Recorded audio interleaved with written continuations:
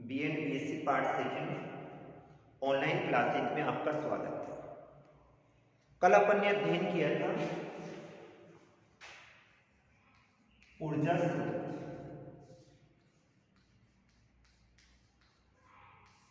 और ऊर्जा स्रोतों में अपन ने अध्ययन कर लिया कोयले का। आज अपन बात करते हैं पेट्रोलियम या खनिज तेल।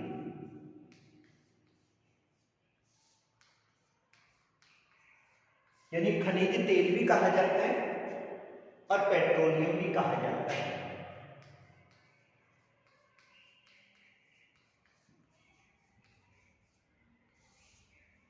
यानी पेट्रोलियम शब्द है जो कि दो शब्दों से मिलकर बना हुआ है। दो शब्द कौन कौन से हैं? पेट्रो प्लस ओलियम, अर्थात चट्टानों से प्राप्त तेल को क्या कहा जाता है? पेट्रोलियम कहा जाता है। ये पेट्रोलियम कहां पर पाया जाता है? तो ये वाला अवसादी चट्टानों में पाया जाता है।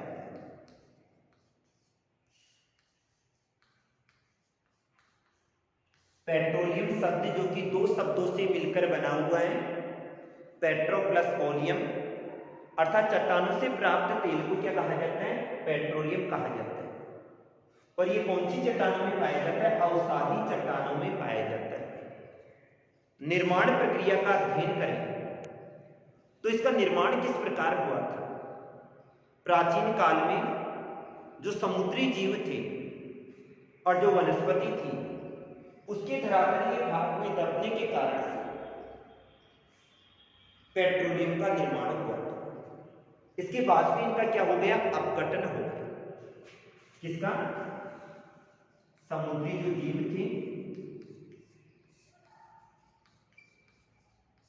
ये धरातल के नीचे वाले भाग में दब गए। दबने के बाद में इनका क्या हो गया?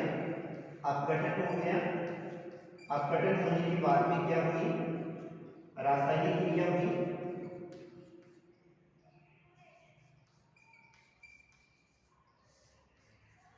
और जब इनमें रासायनिक क्रिया हुई तो उसके कारण से किसका निर्माण हुआ? पेट्रोलियम का निर्माण। आज अपन अध्ययन करें तो ये कहा जाता है प्राचीन काल में जिन जिन क्षेत्रों में मरुस्थलीय क्षेत्र थे वहां पर प्राचीन काल में समुद्री क्षेत्र हुआ करते थे। तो आज जो मरुस्थलीय क्षेत्र है वहां पर खनिज तेल के भंडार अधिक पाए जाते हैं। जैसे संपूर्ण यानी विश्व के मध्य पूर्वी क्षेत्र का अध्ययन करें और मध्य पूर्वी क्षेत्र में अपन सऊदी अरब को लेते हैं, इराक को लेते हैं, ईरान को लिया जाता है। अर्थात ये वाला जो संपूर्ण भाग है वो अरब के मरुस्थल के अंतर्गत आता है और इस क्षेत्र में खनिज तेल के सर्वाधिक भंडार पाए जाते हैं। या फिर बाद में हाई बेसिन क्षेत्रों में पाया जाता है।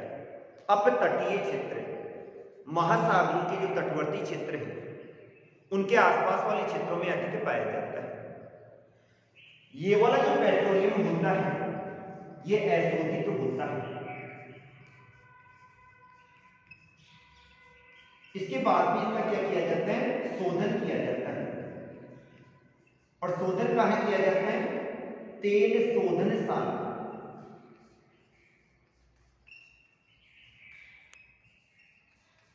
इसको तेल शोधनशाला भी कहा जाता है और रिफाइनरी भी कहा जाता है। कच्चा जो तेल होता है उसको क्रूड ऑयल कहा जाता है और ये वाला जो क्रूड ऑयल होता है इसका क्या किया जाता है? शोधन किया जाता है। और शोधन कहां किया जाता है? तेल शोधनशाला या परिशोधनशाला, जिसको क्या कहा जाता है? रिफाइनरी कहा जाता है। जब इस तेल को शोधित किया जाता है तो इसके द्वारा अनेक उत्पाद प्राप्त होते हैं। जैसे सबसे पहले गैसोलीन प्राप्त होती है। यानी गैसोलीन जिसको व्हाइट केरोसिन भी कहा जाता है, क्या प्राप्त होती है? गैसोलीन प्राप्त होती है और इस गैसोलीन को क्या कहा जाता है? व्हाइट केरोसिन कहा जाता है।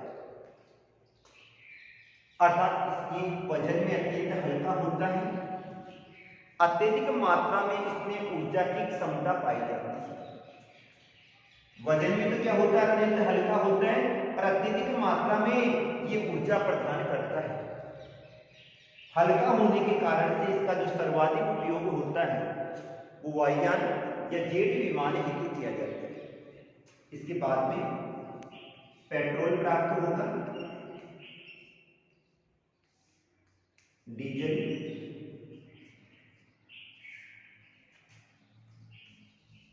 केरोसिन,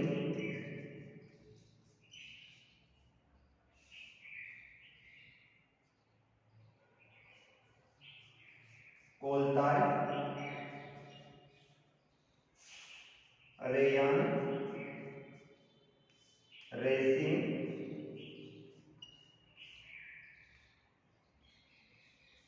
प्लास्टिक्स,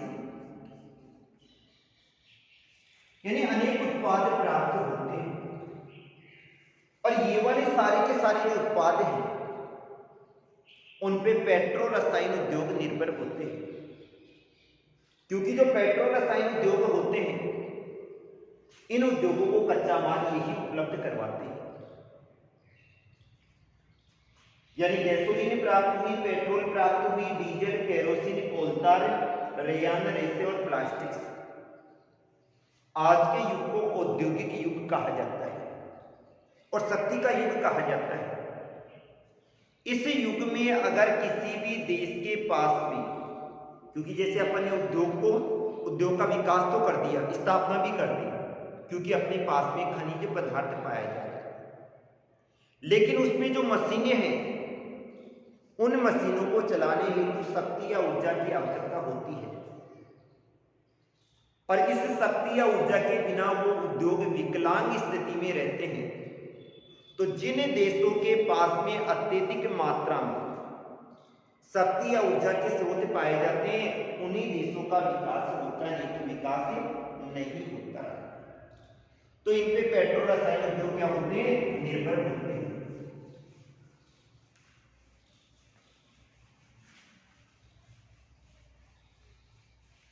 अब अपन बात करें, संपूर्ण विश्व की बात करें तो विश्व में पेट्रोलियम के भंडार,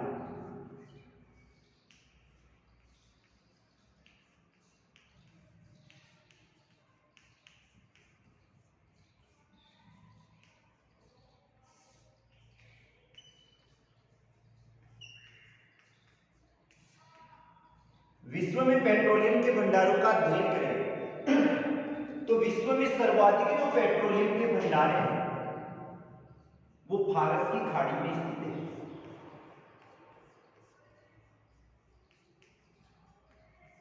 अगर ऑप्शन में क्वेश्चन आ जाए कौन से खाड़ी क्षेत्रों में सर्वाधिक मात्रा में पेट्रोलियम के भंडार पाए जाते हैं, तो वो कहां पर स्थित है, फारस की खाड़ी में।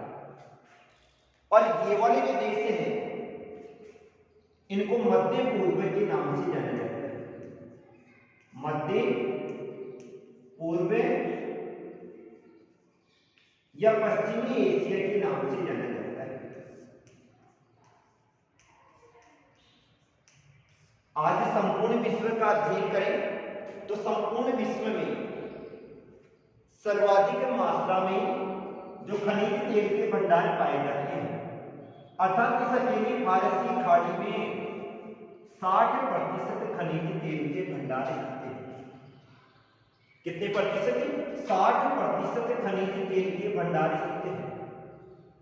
और ये वाले खनिज तेल के भंडार कहां पर पाए जाते हैं, फारस की खाड़ी में पाए जाते हैं। इन संपूर्ण क्षेत्रों को मध्य पूर्व के नाम से अर्थात पश्चिमी एशिया, और इसमें अधिकांश कौन से देश आते हैं, अरब देश आते हैं। अर्थात यहां पर अरब का मरुस्थलीय क्षेत्र पाया जाता है और संपूर्ण जितना भी क्षेत्र है वो संपूर्ण क्षेत्र मरुस्थलीय क्षेत्र के अंतर्गत आता है। इन अरब देशों की अर्थव्यवस्था का अगर अपन अध्ययन करें तो यहां की जो अर्थव्यवस्था है इसी क्रूड ऑयल पर निर्भर होती है। इन क्षेत्रों में तेल पाया जाता है और इन्हें तेल कूप, तेल के कुएं खोद के और फिर बाद में निकाला जाता है। इसके बाद में क्या करते हैं, पाइपलाइन के माध्यम से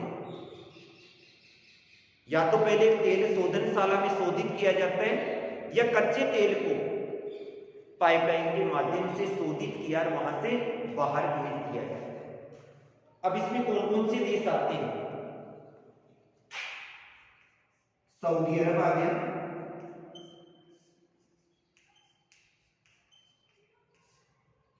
कुवैत आ गया,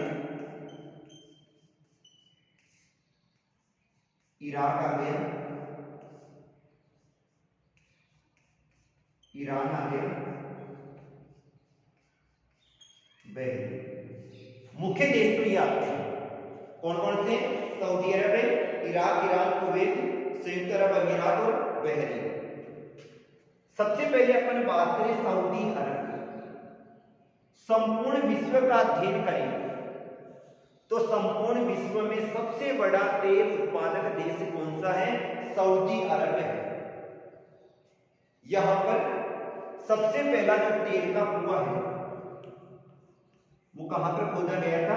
तेहरान में खोदा गया। यहां से जो उत्पादित तेल है उसको रास तनुरा, कौन सी? रास तनुरा की तेल शोधनशाला में क्या किया जाता है? शोधित किया जाता है। इसके अलावा घाबर है और काकी है। इन क्षेत्रों में भी तेल का उत्पादन किया जाता है। तो सऊदी अरब जो कि विश्व का सबसे बड़ा तेल उत्पादक क्षेत्र है, यहां पर कातिक, घाबर और देरान, इन क्षेत्रों में तेल का उत्पादन किया जाता है और इसको रास तनुरा तेल शोधनशाला में शोधित करते हुए सिंगोद नामक बंदरगाह के द्वारा, कौन सा? सिंगोद नामक बंदरगाह के द्वारा यहां से तेल को क्या कर दिया जाता है? निर्यात कर दिया जाता है। दूसरी बात करते हैं अपन कुवैत। कुवैत का तेल उत्पादन का अध्ययन करें तो इसका कौन सा स्थान आता है? दूसरा स्थान आता है। और ये वाला भी मरुस्थलीय देश है। यहां पर संपूर्ण विश्व की 13.8% खनिज तेल के संचित भंडार पाए जाते हैं। संपूर्ण विश्व के 13.8% खनिज तेल के संचित भंडार पाए जाते हैं। और ये कहां पर स्थित है? फारस की खाड़ी के ऊपर वाले क्षेत्र, शीर्ष भाग पर स्थित है। यहां पर मुख्य तेल क्षेत्र बुरदान है और बुरदान के बाद में यहां से जो तेल है उसको जापान और यूरोपीय देशों में मुख्य तेल क्षेत्र कौन सा हो गया? बुरदान।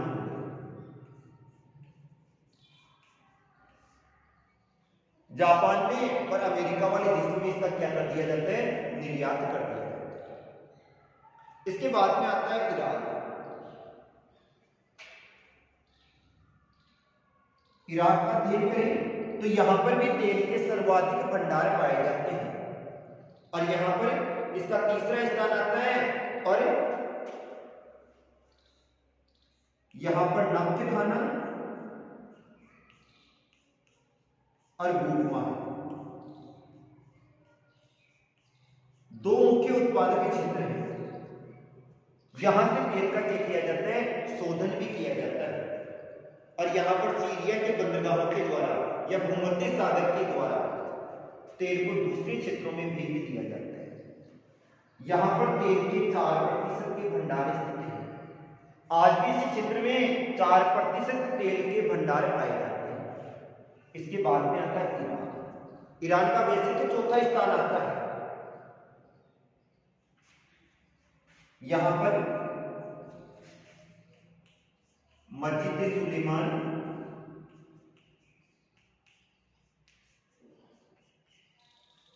और नफ्त के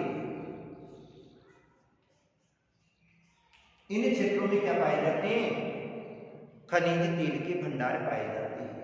यहां से जो तेल उत्पादित होता है उसको कच्चा भी भेजा जाता है तेल शोधनशाला में शोधित करते हुए, इसको बाद में बंदरगाहों के द्वारा भेज दिया जाता है।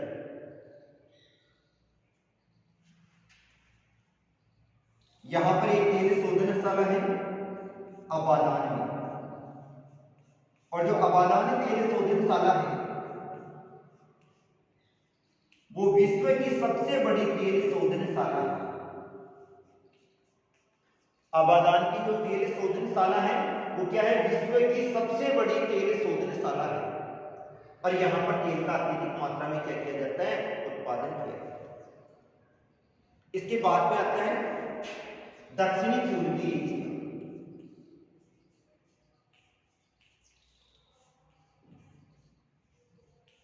दक्षिणी पूर्वी एशिया के तेल शोधन क्षेत्रों की बात करें तो यहां पर इंडोनेशिया प्रमुख उत्पादक क्षेत्र है। और अकेले इंडोनेशिया में यहां पर 2% खनिज तेल के भंडार पाए जाते हैं। कितने प्रतिशत? 2% खनिज तेल के भंडार पाए जाते हैं। और यहाँ के मुख्य क्षेत्र कौन कौन से हैं? सुमात्रा है और बोर्निया। इंडोनेशिया के सुमात्रा, बोर्निया और इसके साथ में न्यू गिनी,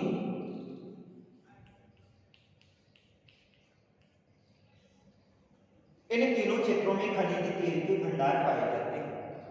इसके अलावा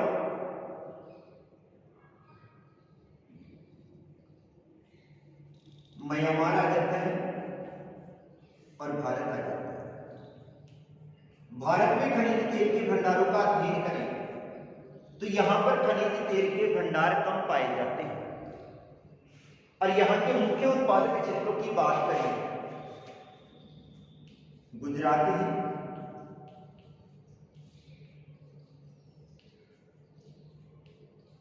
मुंबई हाई है,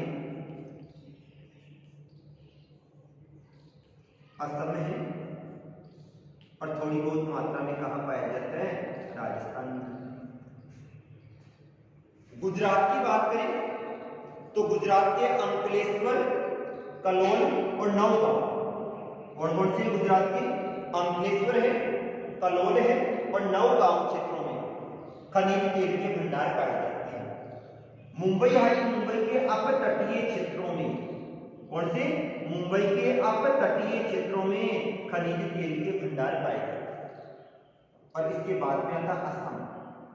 असम के जैसे डिगबोई हुआ, नाहरकटिया हुआ, नूनमती हुआ, इन क्षेत्रों में खनिज तेल के भंडार पाए जाते हैं।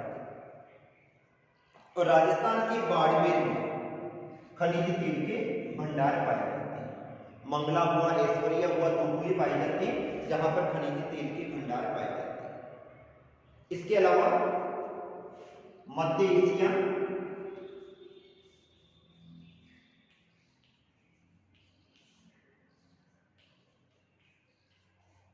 उत्तरी अमेरिका, यानी मध्य एशिया में भी पाए जाते हैं, उत्तरी अमेरिका में भी पाए जाते हैं और रूस वाले क्षेत्र में भी पाए जाते हैं। यहां भी क्या पाए जाते हैं? खनिज तेल के भंडार पाए जाते हैं। अब अपन खनिज तेल का अध्ययन करें और इसके अंतरराष्ट्रीय व्यापार की बात करें तो इसके आयातक देश भी हैं और निर्यातक देश भी हैं। निर्यात का अध्ययन करें तो सबसे अधिक जो उत्पादन होता है वो सऊदी अरब में होता है, इराक में होता है, ईरान में होता है, कुवैत में होता है। तो ये तो इसके हो गए निर्यातक देश हो गए। इंडोनेशिया भी निर्यात करता है। इसके अलावा चीन हो गया, भारत हो गया, जापान हो गया। चीन, भारत, जापान,